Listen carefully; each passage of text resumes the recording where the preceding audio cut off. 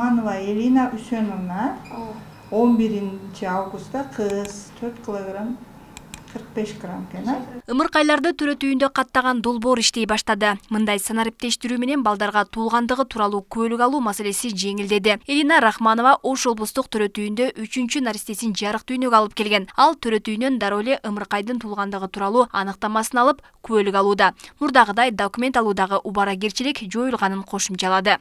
Бул жерден жөн эле чыккандан кийин ошол выписканы алып айлык өкмөткө барып ошол жактан ЗАГСтан алчу элек. Азыр ыңгайлуулугу ушу роддомдун өзүнөн эле берип калыптыр. Ошончо жакшы болду, санарип өткөн жакшы экен. Барып убакыт кетирбейбиз да, ошол жерден бир жолу алабыз, документ бар. Дагы убара болуп жүрбөйбүз. Бунун артыкчылыгы эми ошо муну паспорт аркылуу данныйлары бүт баары база данныйдан чыгып, кичине жеңил болуп атат. Анан колго жазганга караганда бул компьютердик неме жакшы экен. Бирок убактыбыз өтөт эле. Азыр буда санариптештирүү болгон үчүн базадан бүт аялдын немелери чыгып калат да. Мында төрөтүүнүн ымыркайдын төрөлгөндүгү тууралуу маалымат дароо санариптик өнүктүрүү министрлигине караштуу калктык каттоо департаментине түшөт. Ата-энеси 60 күндөн кийин ымыркайына туулгандыгы тууралуу көөлүк алуу үчүн кайрылбаса, социалдык кызматкерлер эскертип турушат. Буга чейин төрөтүү төрөлгөндүгү тууралуу аныктаманы кагаз жүзүндө толтуруп берип келишкен. Бизде өзү примерно 6-7 жылдан бери санариптик каттоо кирген.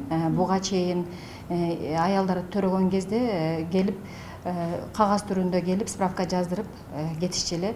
Азыркы учурда төрөттөн кийинки аялдар паспорт менен өзүнүн анан кийин детский баяны менен келишет. Ошо детский төрөт баяны менен анан паспорттун негизинде бизде компьютерден автоматически регистрация кылып каттоо жүргүзүп, бала ошол учурда автоматически компьютерге регистрация болуп, анан справка берилип атат.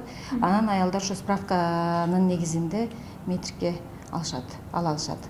Кыргызстанда жаңы төрөлгөн балдардын 10 миңге жакыны туулгандыгы тууралуу көөлүк алышкан эмес. Муну менен алар төрөт боюнча жөлөк пул, медициналык кызматтар, бала бакчага кирүү сыяктуу кепилденген мамлекеттик кызматтарды албай калышкан. Долбоор аркылуу бардык жаңы төрөлгөн балдарды каттоо процессин көзөмөлдөөгө жана документтештирилишин камсыздоого шарт түзүлдү.